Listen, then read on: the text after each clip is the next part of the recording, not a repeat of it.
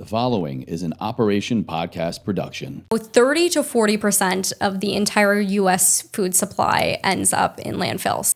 When people hear the statistics, they're like, it's the restaurants, it's the grocery stores. The largest percentage of that percent is consumer homes. It's such a massive issue primarily because people buy groceries well-intentioned and usually whole foods that they plan to eat, and then they end up wasting them. And then they end up relying on takeout, convenience foods, which is all leading to poorer health as a society. I think we tend to overcomplicate healthy eating, period. And I'm not here to tell anybody that grocery shopping nowadays is going to be affordable, because it's not. However, whole foods are typically the most affordable in comparison to something like meat and cheese. And scrappy cooking really is about utilizing commonly wasted foods into delicious recipes. But where it's really cool to me is, like, I think it erupts a conversation about food waste that we're not having. You quickly realize when you watch somebody's health deteriorate that your health is literally everything. Hey, it's Carleigh Beaudrug from Plant You, and we are getting scrappy today, talking all about food waste on Ever Forward Radio.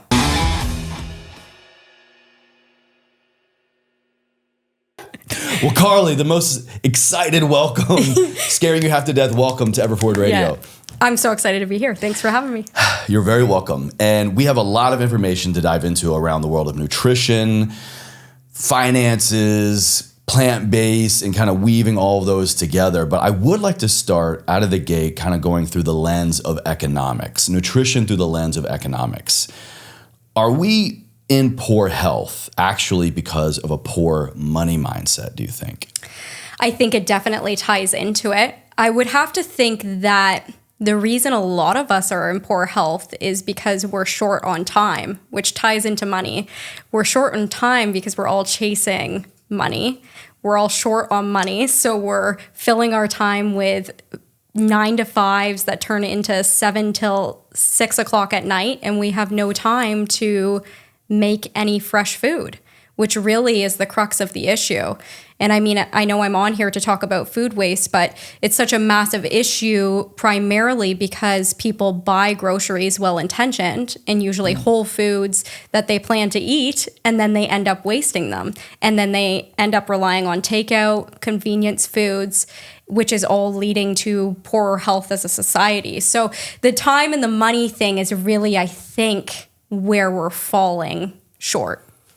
How would you kind of crawl inside the head of somebody that is already there thinking, I value spending more money maybe than I would or maybe other people might on the foods that I put into my belly, meaning my groceries? Am I going organic? Am I going regenerative? Am I going farm raised? You know, when I go out to eat, I'm very selective of where I'm going, or even going out to eat at all.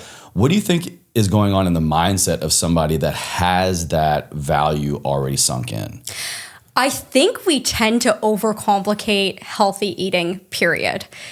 When you talk about organic, grass-fed, all of these things, at the end of the day, I see so many people looking for quick fixes and really going down a road like, okay, I'm going to juice celery and drink that every morning, but they're not focusing on the actual basics and low-hanging fruit that's going to make the most impact, which is actually just eating whole foods. So what I mean by whole foods is, like, rather than buying sweet potato fries, buy a whole sweet potato and make it yourself. So, like, when you're heading into the grocery store, shopping the perimeters, looking at your broccoli, your sprouts, your sweet potatoes, if you're a meat eater, looking at buying the raw meat as opposed to something that has like a rotisserie chicken. Don't take away my rotisserie. I truly don't know much about the meat, but and really, I think that's where we all get a little caught up in kind of this minutia, that when really what is going to matter is actually cooking for yourself at home. Now, what about the opposite? What about someone who is choosing to invest maybe a little bit more, if I'm hearing you correctly, a little more money than necessary to enjoy and to have quality food, compared to the person that believes that their money should not be invested beyond just whatever they can afford at X amount of budget? They're not wiggling at all. So I think somebody who is just really strapped for cash and wanting to eat healthier but needs to do the bare minimum, again, it goes back to whole foods. We always hear this kind of stigma, and it can be frustrating in someone who's vegan, because you hear the stigma that eating vegan is expensive. And I'm not here to tell anybody that grocery shopping nowadays is going to be affordable, because it's not. However, whole foods are typically the most affordable in comparison to something like meat and cheese. So if you're going to the grocery store and you are trying to eat healthier, but you're strapped on a budget, canned beans, dried lentils, rice, whole grain pasta, all of these things can be foundations that really lead to a healthier diet. And then I think about this a lot, because I am that type of person who I feel like I have the health part dialed in from cooking from home. I eat all whole foods. Sure. And then if that person, you're somebody who has that dialed in, if you can take it one step further, then I think it's time to start thinking about like organic and juicing and whatever else kind of like elements you want to build on. But at the end of the day, what really matters is eating the majority of your food from whole foods and cooking for yourself. I always say that one of the best investments that you can make in yourself or for your children is teaching them to cook or learning to cook yourself, because it's a real problem. Like if 99% of the time, if you go out to eat, that meal is going to be a lot unhealthier than the food that you're cooking at home. It's just reality. There's a lot more oil, fat, sugar. You can control everything, whether you're making a burger at home or you're making or getting a burger out. It's always going to be healthier if you're cooking it at home. So such a skill set that I think we're lacking nowadays. And it kind of goes back to your first point about, are we short on money or are we short on time? The reality is both, right? It absolutely can be both. I think that's a great question for somebody to think about right now.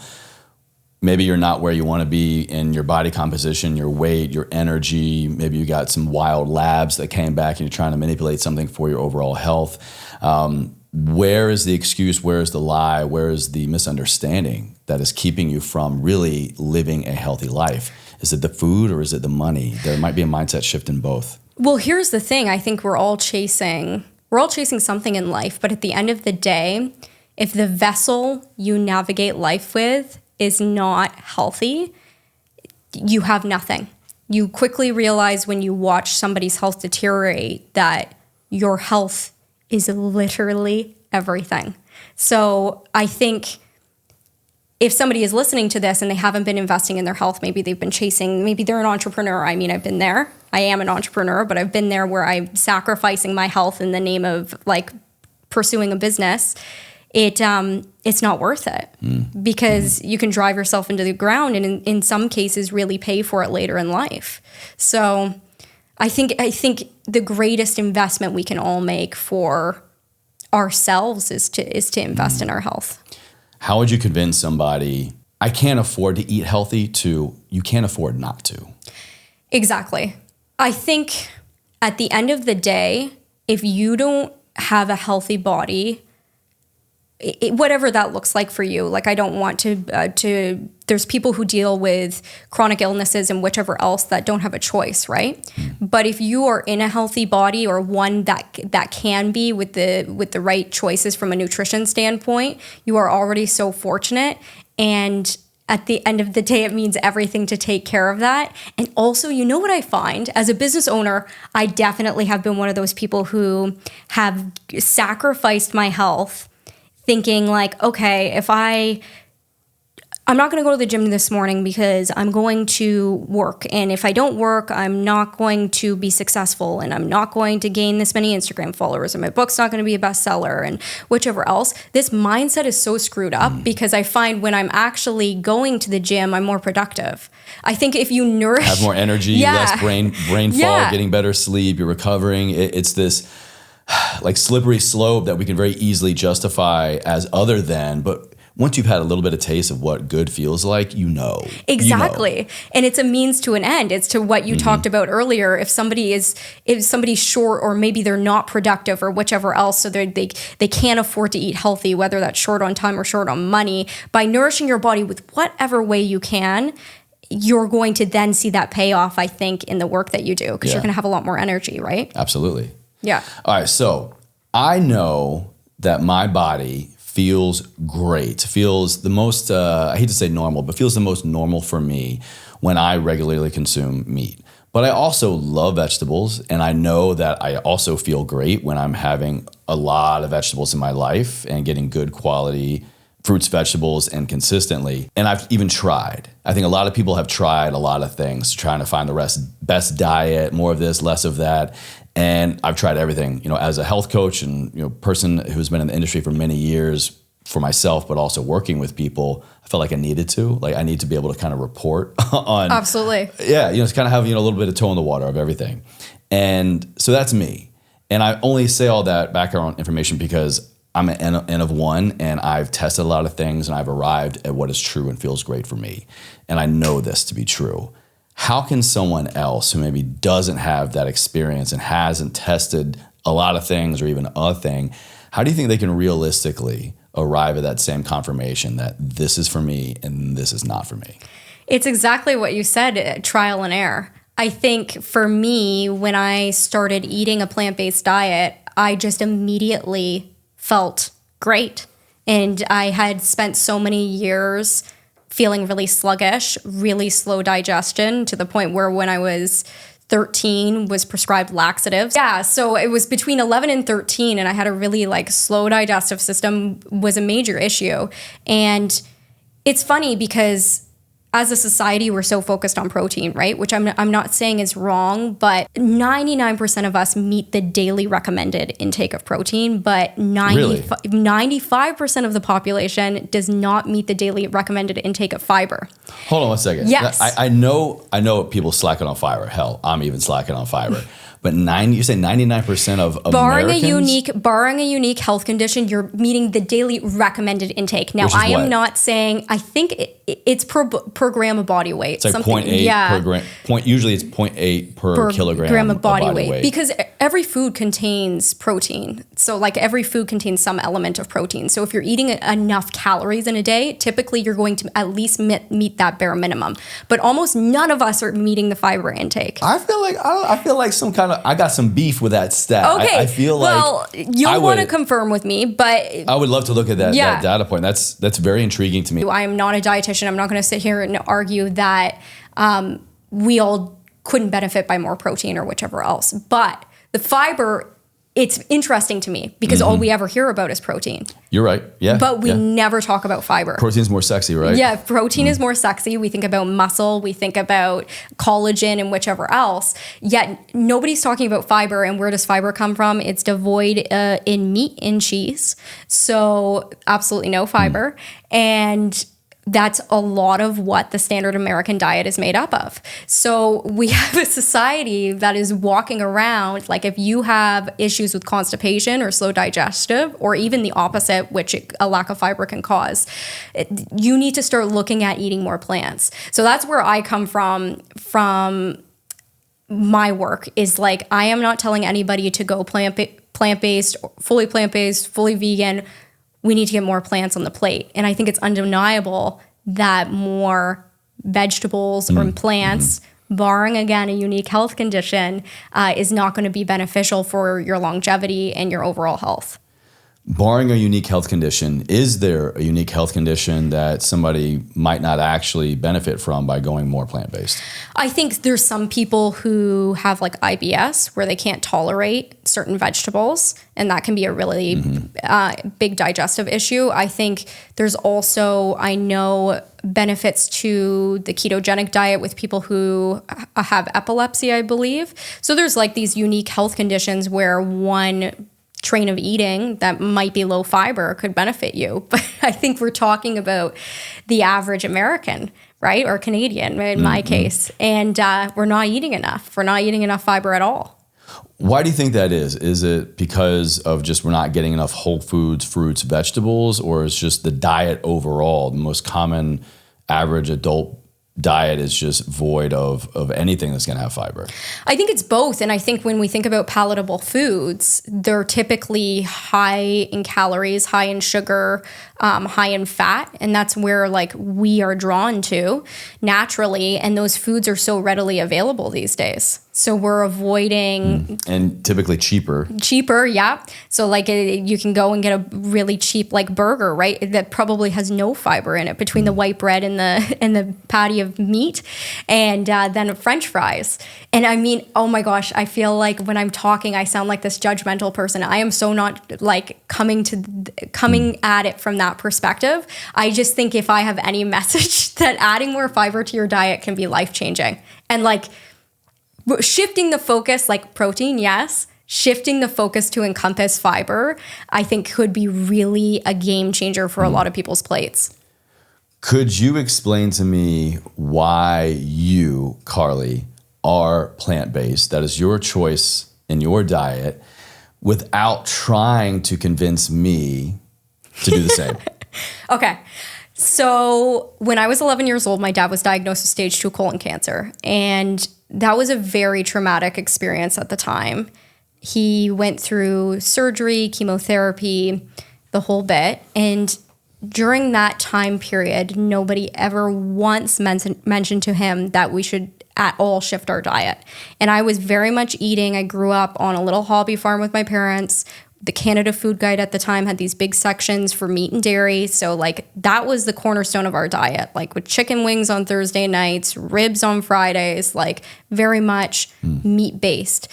And so we continued eating like that past my dad's diagnosis, and he is still here. He is cancer free 20 years later. Amazing. Wow. Yeah, which is incredible. Wow.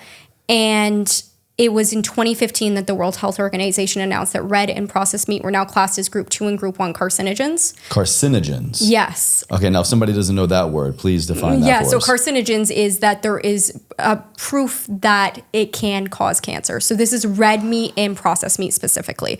Processed meat being a group 1. So that was like, oh my goodness, especially because there's such a tie to colon cancer with your diet, right? So that was the catalyst that made my family and I shift to a plant predominant diet. My dad is like plant-based, but still eats meat on occasion. And I always say that going plant-based is like opening Pandora's box, because you have like the one thing that kind of ticks you, and then you sort of get drawn in. And I say I stayed vegan because of the animals, and then as well animal agriculture. So the impact that animal agriculture has on the environment is just massive.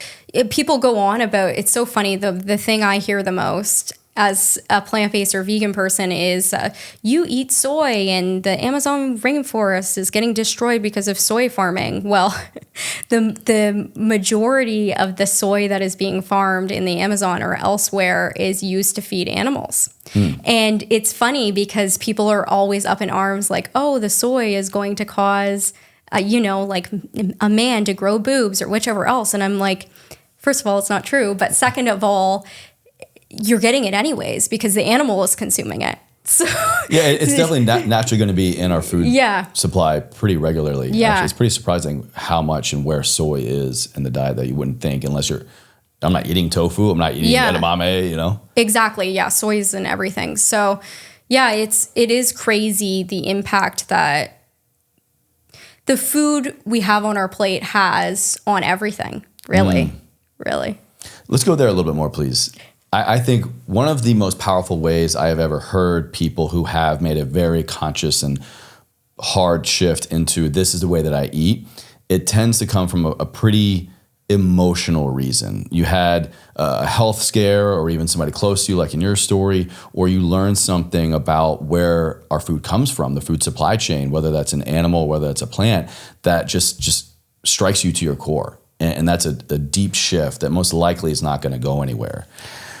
Where do you think, I hate to say the word should, but where do you think we should be directing our attention that warrants such an emotional response for us to begin to care more about not only our own health, but our ecosystem? I always say people need to find their why, right? Like for me, it was health originally. And then, like I said, I stuck to probably veganism from an animal perspective. But you need to find that thing that makes you, and we can zoom out and not look at this from a vegan or plant-based perspective and kind of go back to earlier in our conversation. You can't change somebody's mind to eat healthier, to go vegan, to do whatever in a dietary perspective unless they want it. So they have to dig deep and either look at their health and the impact that that's having on their entire life, the environment, which is a huge one. I mean, there was a study that showed reducing the single biggest way an individual can reduce their environmental impact is by eating a predominantly plant-based diet. So, I mean, not to put the climate change burden on individuals, but if you're conscious of the environment, it could be a good idea to eat more plants. And I've heard composting too. Yeah, that is a huge, we haven't even gotten into the food waste thing, but buying the food and being more intentional about it, like especially if you're eating animal products or whichever else, is a huge part of this because we don't want to be throwing away the food either. Yeah, like you need to dig deep and find out why it matters to you. And I think that comes down to health in general. Why should we care about food waste right now, Carleigh? Yes. So 30 to 40% of the entire U.S. food supply ends up in landfills, which is astonishing. 30 to 40%. Yeah. And when people hear the statistics, they're like, it's the restaurants, it's the grocery stores. The largest percentage of that percent is consumer homes. You and me, people cooking at home. Yeah, which is shocking. And again, I don't want to put the burden on individuals. Maybe not you anymore. Oh, I'm not perfect. Oh my goodness. I am no monolith for being zero waste. I'm a food blogger. This is the reason that I wanted to reduce waste in the first place because I created a lot of it. So, of course, number one, this is an issue because of the environment. So the food ends up in the landfills. It emits a really powerful greenhouse gas called methane. And to put this into perspective, food waste actually creates more emissions than the entire airline industry. So please say that again. Yeah, food waste creates more emissions than the entire airline industry. So all of us up in arms about like Taylor Swift's flights, which she probably has no choice over anyway. And then I just felt like nobody was talking about food waste. Wow. And then with like to our conversation earlier, is it the money? Is it the time? I mean, if we're throwing away hundreds of dollars of food per month, that is like a health crisis in and of itself. Like, you can save so much money. I think in Canada especially, we've probably seen grocery prices jump 20, 30, maybe even 40% in the last 5 years. And you can really kind of squeeze and narrow that gap with the inflation by being more cognizant about food waste. The average Canadian family wastes $1,700 of food per year, if not more. So that's over $100 per month. Yeah, that's a cell phone bill. Exactly. Exactly. Your internet. That's something that you use every day, most likely. I was going to actually bring that stat up. You beat me to it. But I want to define food waste. Are we talking, the packaging and stuff that food comes in, or is it talking I accidentally made too much, I'm just throwing it away, or the little bits and pieces of food that might be a vegetable that we're probably eating anyway, but we're not going to eat parts of it? Yeah, so we're talking specifically about the food wastage. That could encompass like the scraps, which we can talk about more about. But it is the actual food going. And then there is a discrepancy between food waste and food loss. So food loss is not even encompassed in this stat, but that's food that doesn't make it past harvest, right? It's just inevitably. It never even reaches your plate. Yeah, it never even reaches the grocery store. So there's like this whole food loss, which the thing about it is I think it's very shocking to hear that consumers are wasting a lot, especially compared to grocery stores and farms and restaurants. But if you think about it at the end of the day, these places have like a bottom line. They have systems in place. They are checking to see like, okay, we lost this much. I don't think we're doing that in our homes, which is part of the crux of the issue, right? Where might be an area someone seemingly is already more food cost conscious and food waste conscious that maybe through the research of your book or just doing it yourself for so many years, you can maybe help them realize actually like good effort, but that's actually not as beneficial as you might think, or here's a way better way to do it to put you on the path of your original goal? So the thing I always say about food waste, I launched my series Scrappy Cooking on Instagram probably 2.5 years ago. And this really started because I was looking at the food waste in my home and I'm like, how can we start a conversation about this? So I started posting really easy recipes that utilized food scraps. But really what I was trying to do was erupt a conversation about food waste. And beyond being scrappy and like making pesto with radish tops and whichever else, which we can go more into, the low-hanging fruit of reducing waste is actually not bringing the food into your home in the first place. What do you mean? So just being way more intentional about the food that you're bringing in. So sitting down on a Sunday, writing out your breakfast, lunch, dinner, what you're going to eat for the week. Okay, I might have overnight oats for breakfast this week. I might have make a curry on Monday, then I'll take it for lunch Tuesday. And then before you head to the grocery store, shop your fridge and pantry. See what you have already on hand. Third step, now create a shopping list. And what this is going to do is avoid that circumstance where you head into the grocery store, you've had a really exhausting, busy week, you're looking around, you're trying to buy fresh food because you're trying to be healthy, and then you don't have a plan for any of it. Mm-hmm. That is where we're running into issues. If you are going to start meal planning and being more intentional about the food that you're actually bringing in the first place, you're 90% of there.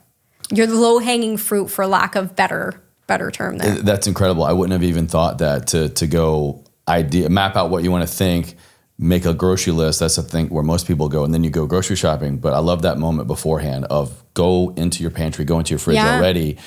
This is what I want for the week. What do I got? What can I maybe get more creative with? I mean, that's a food waste great win, but also you're spending less money before you even get to the store. Yeah, and listen, like I was the worst offender before I kind of put this into my own, because I was constantly heading out. I would be recipe testing, right? So I would be like at the grocery store, like, oh man, I want to make an overnight oats recipe. Do I have oats at home? Meanwhile, I had like 7 bags of Bob's Red Mill oats already at home. I feel like that is everyone I know. Yeah, I know. The amount of bags of oatmeal that I love oatmeal. I'm like, oh, I think I used it all. Then I have 2 bags. Yeah. Another helpful tip is, like, if you're an organized person to have a nice pantry, you can even just snap a picture of your pantry or your fridge. So like you don't have to do it in the moment, but you can look, okay, yeah, actually I do have oats, or I do have this, because we're overbuying. And then what happens is the food goes bad and then it needs to get wasted. And it sucks. It sucks even from a personal level, because you're throwing money down the drain. I love the aspect of organization. Yeah. Walk us through briefly, please. How can becoming more organized in our refrigerator and in our pantry help us save more money and increase our health? I mean, I am so bad. I'm like not an organized person. I'm very much like a creative mind. So my pantry can sometimes be a huge mess. But I think one thing that has been helpful for me personally is when I do get my groceries home for the week, or I get like my pantry items home for the week, I'll move anything I already have in my pantry to the front, so that you're using the stuff that has already been sitting there for a while rather than your freshest food to use it up. The other huge tip to reduce food waste that I utilize in my home and to kind of clean out your fridge and start anew is I'll make recipes that I like to call clean out the fridge recipes. And I actually have like 25 recipes in my new cookbook that are marked with Kitchen Raid badges.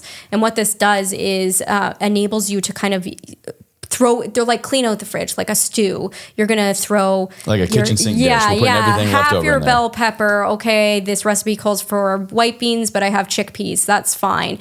I think where a lot of people get stuck cooking is they don't know how to cook, and then they want to follow a recipe to a T.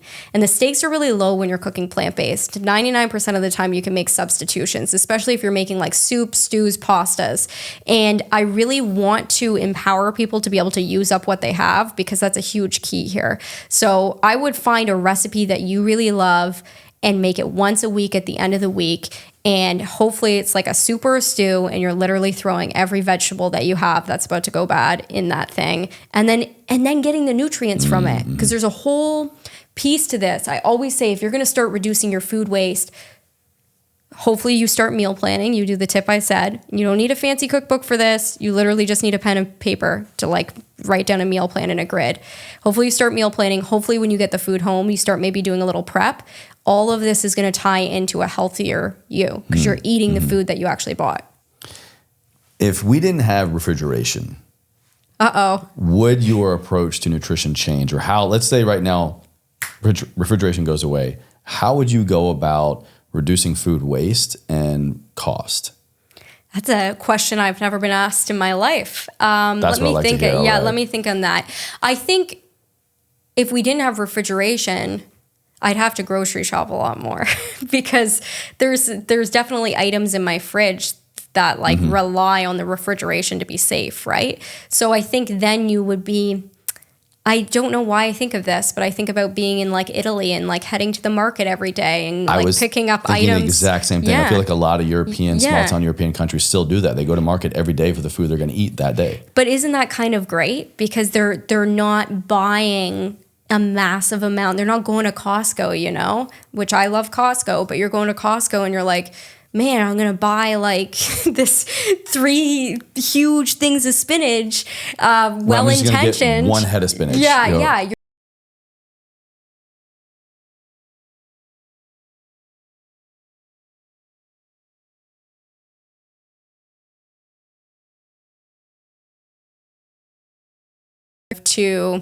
But it also creates barriers. Wouldn't that be great? I'm thinking very idealistic here. You know, if we all had that choice, we all made that mindset shift to incorporate, I mean, that's a whole lifestyle we're talking about, to incorporate, then you're ideally in an area where you can walk. You're walking to the market, walking to the farmer's market, walking to the grocery store, so you're getting more steps in, which we all know is incredible for healthy composition, lowering blood sugar, reducing stress. You're outdoors, so you get to connect with nature, get some sunlight, vitamin D. You're so much more conscious of your time, your resources, because you're having to map out everything for the day.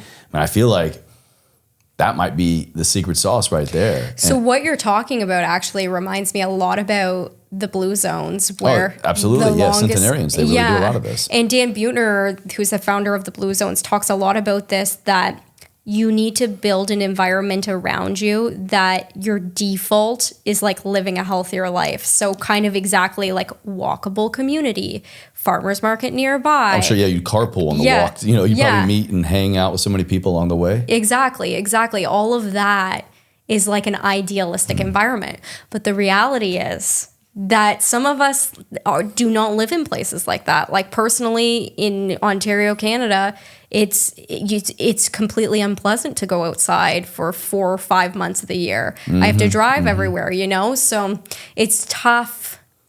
It's tough to achieve that. But I think there are things that we can introduce in our lives that maybe make it easier. He even talks about how we have like everything we do, like even down to having a Keurig in your house, is so dialed in where you don't even have to get up to like turn on the lights. You're clapping now. And these micro movements that you built into your day really like help with your physical health. And now we're kind of like engineering them out, you know, where we could just literally sit on the couch all day, order Instacart, clap to turn the lights on and off. Have you seen the movie WALL-E? No. Oh, what it's kind of about? Classic Disney Pixar animated movie about, long story short, it's this robot that's rebuilding the world after humans have had to leave Earth because we trashed it. And it's because of these, as Darren would say, fatal conveniences. Yes. These things that we create to make our lives easier, but then we just get lazier and we get more overweight and we just then rely on machines to do everything for us. It's so adorable. You got to check out the movie. And I mean, food ties into this huge. Like, it's the convenience foods, right? We've made it so easy to Uber Eats, drive through. It's like so simple and accessible that it makes you not want to sit down for 30 minutes and make a home cooked meal. I like to justify Uber Eats because I select the healthy category. There you go. I know. I look for the vegan category. So there's convenience and health. There damn sure isn't economics because I feel like the healthier an item that I purchase on Uber Eats, and, you know, I'm sure we could get into it. You know, we kind of did at the beginning about trying to eat healthier usually means you're spending more money. Yeah. It'll cost me more money to order a sweet green salad than to get something down the road, you know. But I was going to ask you, Have you ever farmed or have you ever gardened? Can we get into that maybe a little bit? Because then you can make the argument. You could go, but I haven't. Well, one could get away from, or even a step further of away from the grocery store to just you do it all at home. Yeah, I mean, that's like so idealistic to me.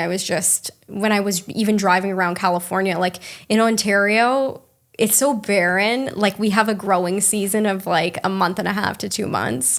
And I just imagine like being able to go out in your backyard and pick like an orange or a lemon from a tree here. Come on down. Incredible. Come on down. Yeah, I know. Yeah, that's why I'm here. Yeah, I mean, in an ideal world, we would all be... And it's this all ties into kind of like a fallout of community, right? Because we're so individualistic. And the Keurig is a great example. Like one coffee. Like if we were like communally helping each other and cooking meals and one person does the shopping, whichever else, we would all probably be healthier. Yeah. But we're very individualistic. We're very like go, go, go, go, go. And our health is sacrificed in the intern. Have you ever heard of Lettuce Grow? Yes. It's this vertical farm. Yes. It's incredible. We had Jacob on the show last year. Is he the founder? Yeah. Yeah, I've heard it's amazing. I have one at home. It's great. Yeah, I need one. I'm a little bit worried how it would fare in the winter. Because I even tried, have you ever sprouted before? No. Oh my gosh, you should have Doug Evans. He's a sprout king on this show. I love sprouts. Love sprouts. Love sprouts. I will introduce you. You will be obsessed with him. Thank you. Would love to. Anybody, I'm going to give you a life-changing hack right now. If you make a sandwich at home, you go get a sandwich. You put sprouts on that sandwich. I know, it's immediately like up level. Game changer. And they're so good for you. Oh, so good.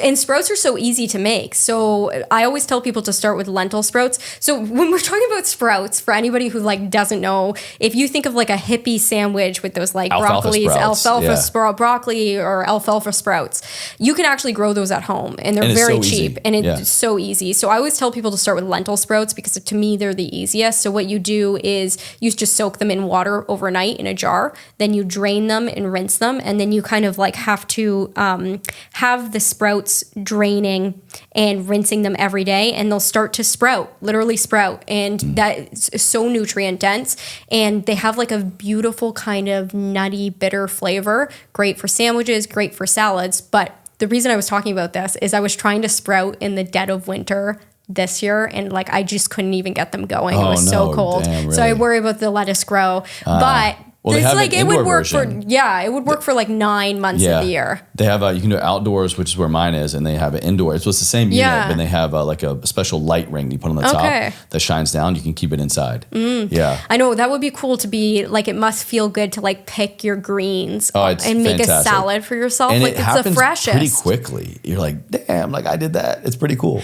That's one thing I want to mention in this part of this conversation is like we were talking about. It reminded me when you said like taking the leaves right off.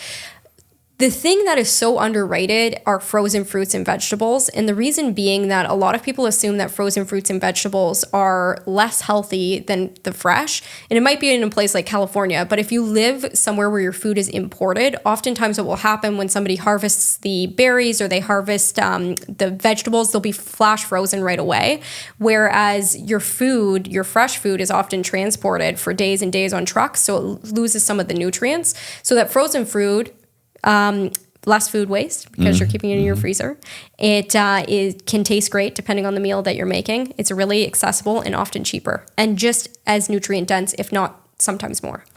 All right, so thus far, we've been talking about some great ways to get getting into the creative aspect of food, but just helping us understand the economics and time and mindset around the food choices we make.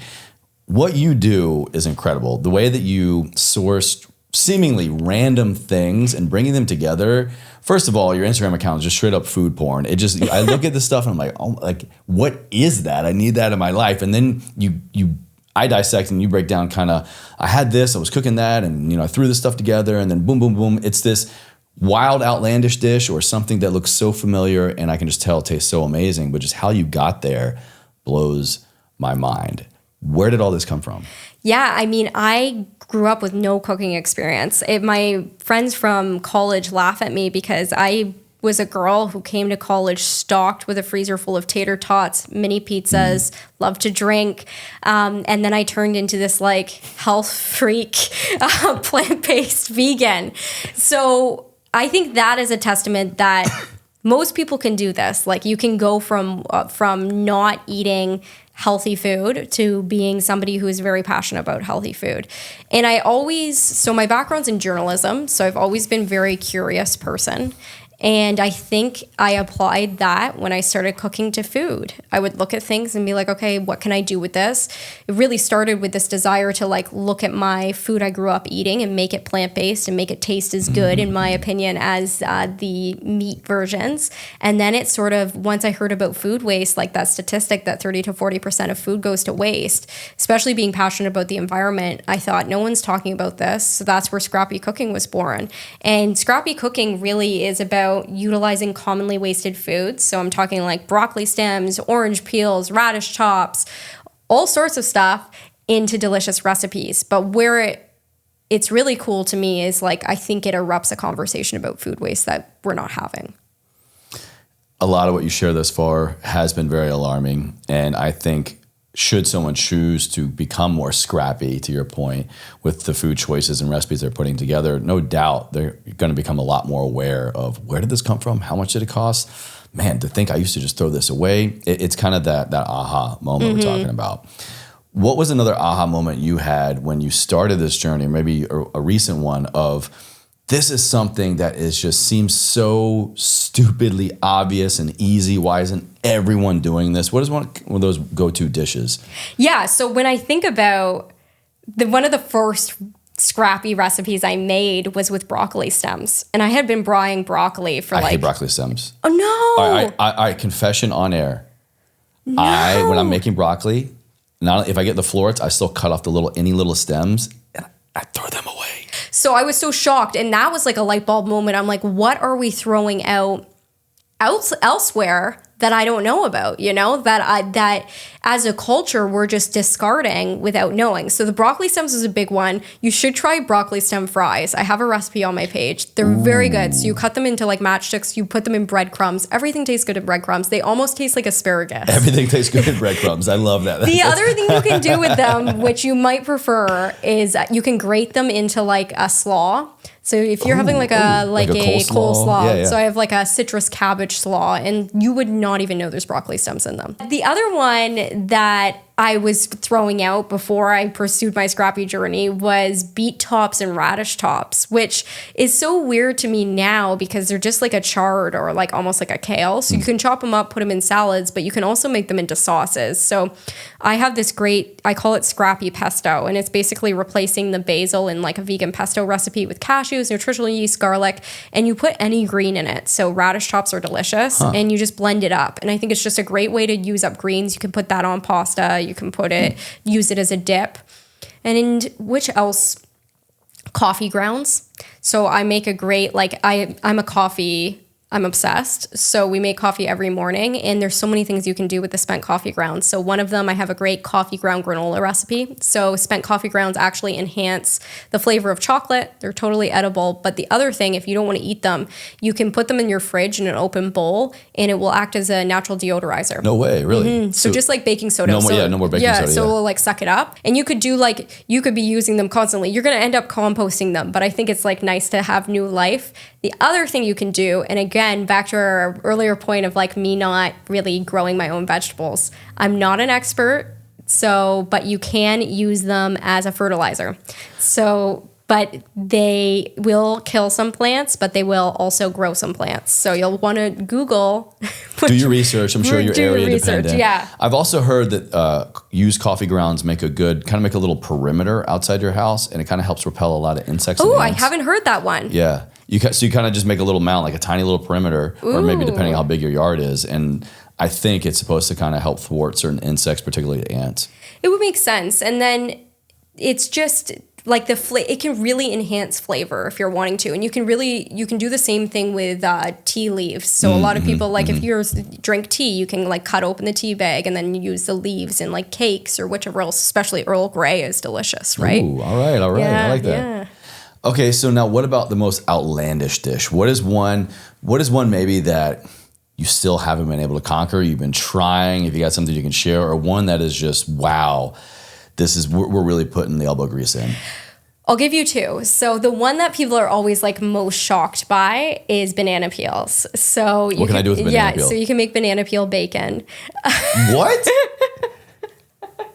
So what you're going to do is marinate your banana peels, literally the peels. You're going to cut them into like bacon strips, scoop out some of the flesh, and marinate them in like a soy sauce, liquid smoke, maple syrup marinade. Ooh. And then you're going to bake them up. And I'm telling you, it is a great vegan bacon substitute. If you're not somebody who wants to eat their banana peels, I don't blame you. Again, this is really to really to save you money and to facilitate a conversation about food waste. Is you can also soak the banana peels in water. They're rich in phosphorus, potassium, and they again can act as a plant fertilizer. Oh. Not sure which plants, not the expert, but I know that some people do that. So, and then the one I haven't been able to conquer is avocado pits and peels. So you can't eat the avocado pits, I don't think, and you can't eat the peels. And before I eat any scrap, I always do like a thorough Google search to make sure it's edible because I don't want anybody getting sick. And so we've tested a couple of things, but I don't think it's edible. And the one thing I see people do with them, the pits and the skins, is they'll soak them in water, like a huge stock pot, and they'll make a natural food dye. So interestingly enough, the skins and the pits of avocados will dye things pink. Pink? Pink and purple. Isn't that weird? No, isn't that weird? Yeah. Wow. I got more. Let me think about what else mango skins are really hard. You can make date seed coffee. So if you're somebody who eats dates a lot, this is like a ancient recipe from the Middle East. But what you can do is... I bet my wife's family knows this. They're Persian. Yeah, potentially. A lot of dates. Yeah, so you can bake up the date seeds and then grind them. This can break a crappy coffee grinder, so you want like a heavy duty, or you can use like a grinder, hand do it, and then you can make tea from it. So it's kind of reminiscent of coffee, kind of reminiscent of tea. It doesn't have caffeine in it, but great use. Interesting. Yeah, great use of the date seeds. I'm gonna go home, open up my refrigerator, and what do you think me and most other people probably have waiting for them in their fridge that, let's be honest, they're probably they're trying to do the right thing and tell themselves, I'm going to get to this later, it's a leftover, but you're never going to get to it and you're going to throw it away. What do you think are the most common things in the fridge that we can actually do something with today? It's always the wilting box of spinach in the back of the fridge. It is. It's always the spinach. Always. And I mean, I'm guilty as well. Like it's hard. But the number one thing I say to people is like, if you've got that wilting box of spinach in the back of the fridge, and I always like to talk about this on podcasts. I am not a proponent for eating food that has mold or has spoiled. Of course. So of course.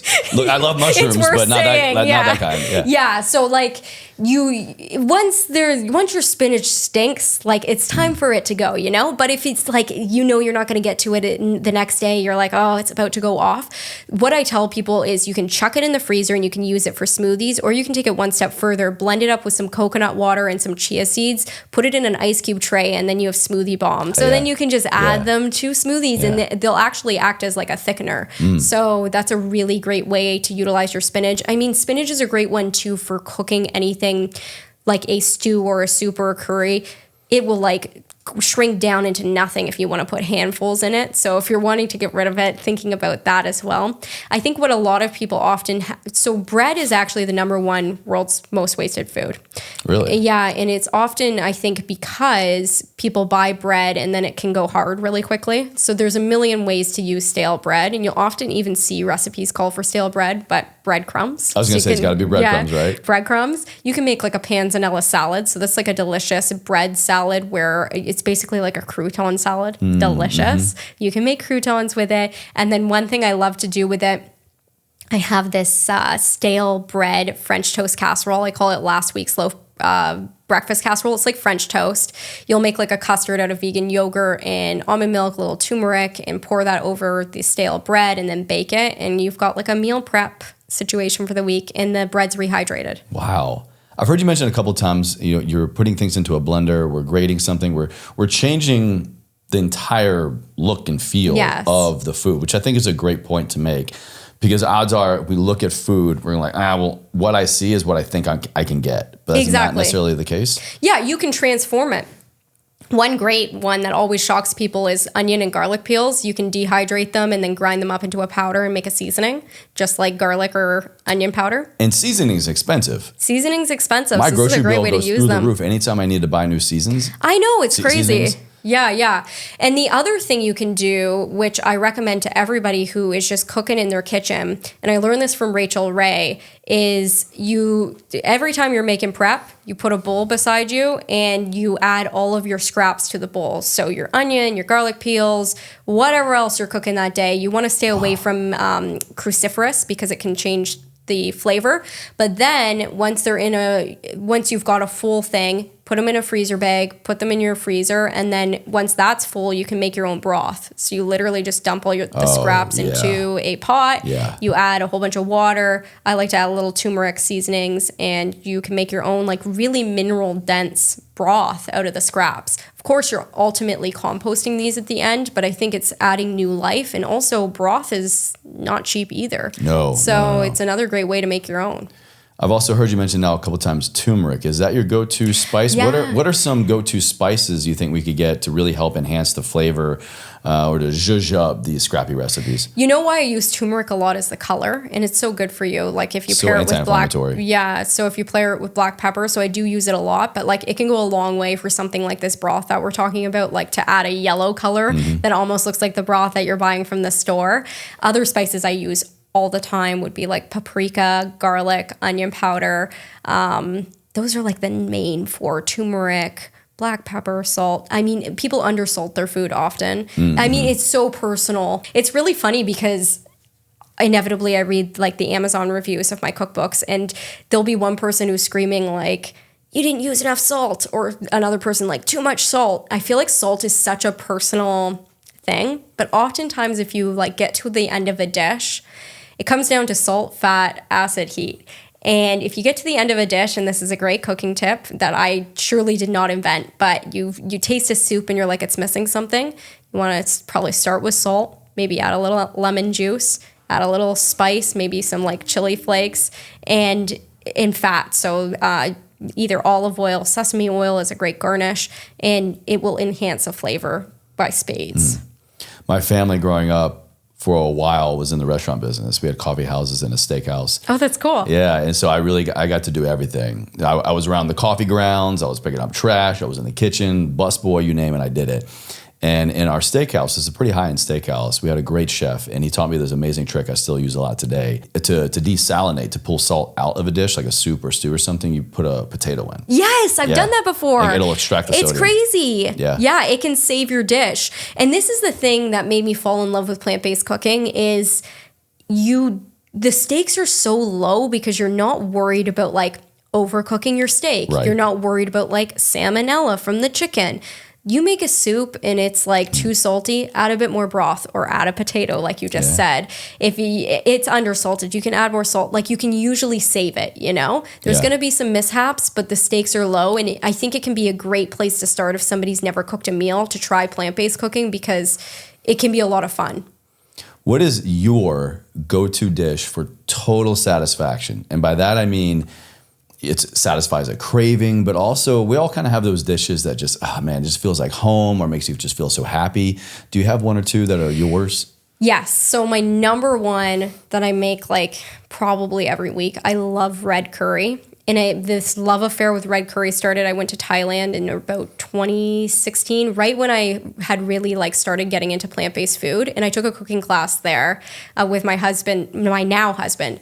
And the cooking class instructor was so great because there's usually fish sauce and red curry, but she helped me like make it vegan. And ever since then, oh my goodness, I'm just like love the flavors, love the fattiness of the dish, love that you can utilize, like I'll look in my fridge and see like half a bell pepper or spinach or kale, and like you can put that all in like a beautiful red curry dish. So that's the number one. I also am a huge pasta lover. So I'll make like a vegan bolognese or a ragu a lot. I had my body weight in spaghetti last night. Yeah, like I sauce. love pasta. We make that every week, and I always recommend that as a good kind of clean out the fridge dish. So what I'll do is add all the veggies to a food processor. So I'm talking garlic, onion, carrot, celery, bell peppers, grind them up into, mushrooms are great for this too. Even if you don't like mushrooms, you'll never detect them in this dish. Grind them up, add them to a pan with some tomato paste, a little broth, little spices, and then add like saute it down to like a veggie ground. I'll even sometimes throw a block of extra firm tofu in the food processor as well and add that for extra protein. And then add a jar of tomato sauce, and you've got like a beautiful vegan meat sauce, and you've just utilized like so many different vegetables. And I see a lot of people do this with meat as well. Yeah. Like you can. That sounds amazing. I would love to add that to my ground beef and my pasta sauce. Yeah, but like what a great way to get veggies and fiber. Yeah, fiber, man. Absolutely. Yeah. It's your last dish.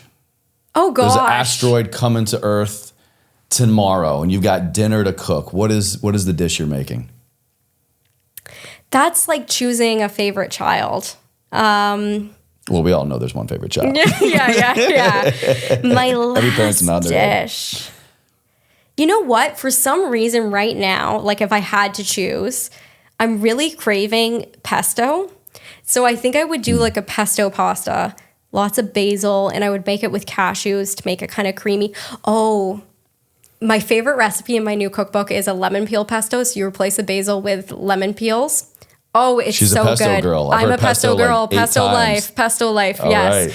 And pasta. So that would be some sort of, how about you? I'm going to guess a steak with mushrooms. Yeah, I would either be a fat, nice steak or a pasta dish. Really. Okay. Or both. Yeah. Or, I mean, if it's the end of the world, why not? Let's have it all. So I mentioned earlier my wife's Persian, and I have fallen in love with Middle Eastern cuisine. Persian food is so good.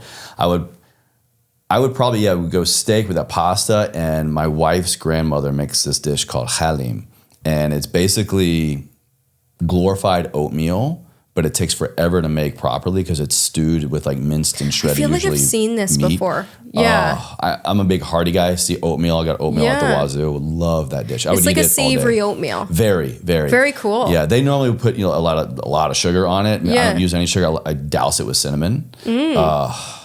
So good. That's like an interesting flavor combination. It is. I love rich, hearty meals, oatmeals, stews, rooted vegetables. I want to kind of help the audience out in a couple ways. A first date dish. Someone you got, you're just the significant other, new person, first dates, coming over to your place, you're cooking, you're like, crap, I don't have time to go to the grocery store. I only got common things in my fridge. What's a great first date scrappy dish?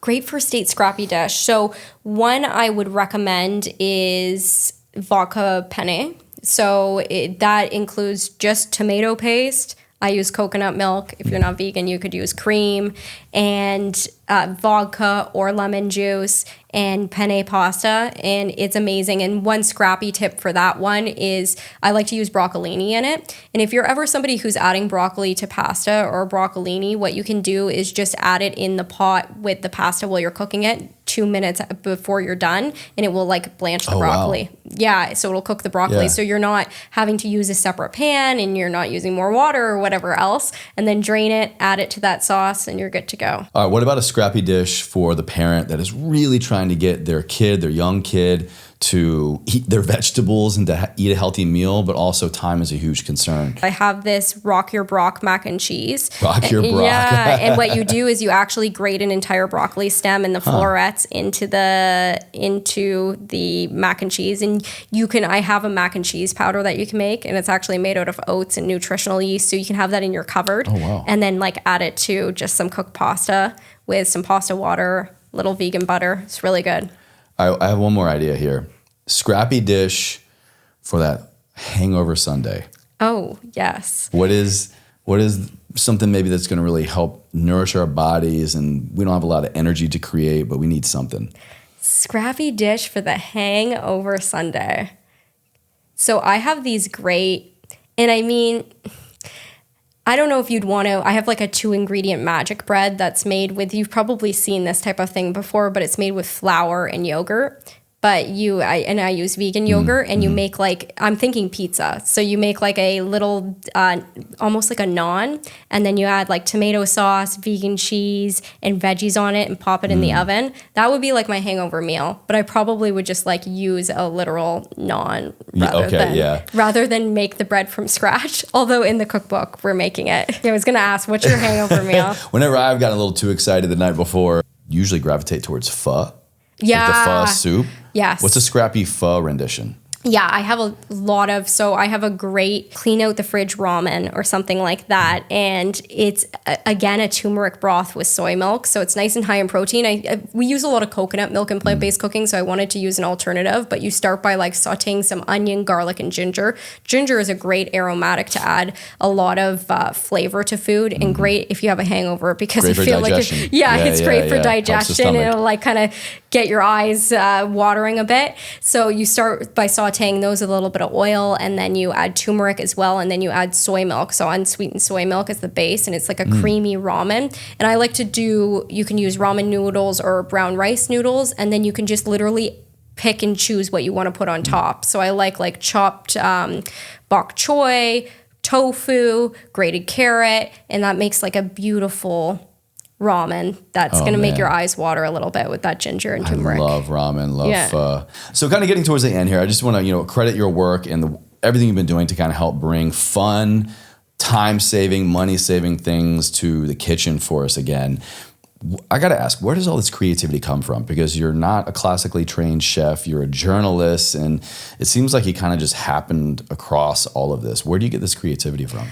I think I've always just sort of been this way. I remember when I was even a teenager, I'd be trying to start little online businesses, and always a bit of a drama kid and stuff like that. So once I found an area that I could put all of this kind of creative energy into, it just like took off, and I felt so aligned. So the creativity, I mean, my dad is definitely kind of like that as well. I remember growing up, he was always like, he's a firefighter, but he went to film school, and he would always be like, oh, what if I start a business doing this? Like just ideas all the time, and like wacky things and scrappy things. Like I went over to the house the other day, and he was marinating potato peels in pickle juice. Like he's very potato peels in pickle juice. And yeah, I do this all the time. What a mad scientist. With potatoes themselves, but I hadn't done them with the potato peels. He was making like crisps, and they were absolutely delicious. But he's like so I'm sure that kind of got passed on. But that's my favorite part of my job. Everybody has a favorite part of their job, and for me, like I love the almost mad scientist aspect of like creation in the kitchen. If I could spend all day doing that sort of stuff. Besides picking, closing their eyes, flipping to a page in the book, or looking at your Instagram, what would you say to the person that is going to go, I'm not that creative. Yeah, you maybe said a few things that are pretty easy to do, but just putting it all together, I get lost. I don't know what to do. How would you advise somebody else like that to tap into their creative side, to save money, to not waste food, and to just kind of feel good about what they're doing? I always say, whenever I'm advising people to do whatever from a dietary perspective, it's one meal at a time. I think you can really have a lot of fun when you don't take on too much. Like I see so many people say like, oh, I'm going to be vegan now, right? That's not usually a successful way of going vegan. You have to look at it, okay, on Monday night, we're going to try cooking a vegan meal together as a family. We're going to make a recipe out of this cookbook or this Pinterest page or this Instagram page, and it's going to be like a fun date night or a fun like solo night or fun with the family. And I think that's a great place to start. It doesn't have to be like, okay, my entire lifestyle has shifted like that. It's one meal at a time. All right, one more question before I get to my final. Over the last year or so, how you do this and on the platform that you do it, excuse me, particularly Instagram, has really grown a lot. And with any growth in any area, but especially when we look at nutrition and food world, and I come from the health and wellness scene, so I've seen this a lot. With more growth comes more haters, comes more people that are just so kind to share with you their deepest, darkest, angry emotions around what you're doing, even though what you're providing, most part, is free. As you have grown, And as your, I'm assuming, intention has also been to grow, to provide more ways to be more cost effective and waste less food for people. What has been some of the feedback, and how have you been navigating some of the dogmatic people in the nutrition and food scene? It's so funny. Like the haters I get on Instagram, they're always just commenting things like bacon, like on my posts. And But I'm like, just bacon? Yeah, like, or like, I'm going to eat more bacon to make up for everybody who's eating this vegan meal. Like stupid stuff. And it's like, you have to think what, like, I'm not going and like commenting on somebody cooking ribs and being like, broccoli, like, it's super weird. So I don't know. I'm gonna go eat an entire garden of broccoli for every short rib you cook. So it's weird. I've been doing this since 2016, and you grow a certain skin, and it just, I gotta say, especially, it's been a weird year for me. I think that stuff just doesn't bug me. I also feel so rooted in that, like, at the end of the day, I just want people to eat more plants. I'm not here to, like, spread misinformation or encourage. It's not about me versus you. It's about, like, this has benefit. Yeah. I just want people to eat more plants. And I feel so strongly about that. And I feel like there's nothing that can really touch that to me. So you definitely don't seem phased here with you. So everybody out there yelling bacon, come at me. Just go away. But also come at me. It's fine. She's good. Well, Carleigh, this has been great. Thank you so much for your time, and so great to finally connect with you in person. We've been, getting to know each other more the last few months now, and I'm so glad you're here. And congratulations to everything again. This was great. Thank you. You're very welcome. This was my first in-person podcast for anybody who's listening, and like, what a great one to start with, because you were just absolutely very unique questions and such a fun conversation. Yeah. Thank you. And so now I got to race to get this out before anybody else releases it. First live podcast, or first in person, first released in person. But the last question, to bring it home to the theme of the show. This information, every person I have sit down in the chair, is helpful to me to help me move forward in an area or many areas of my life, but to help the audience keep moving forward, to live a life ever forward. What does that mean to you? How do you kind of define or describe those two words?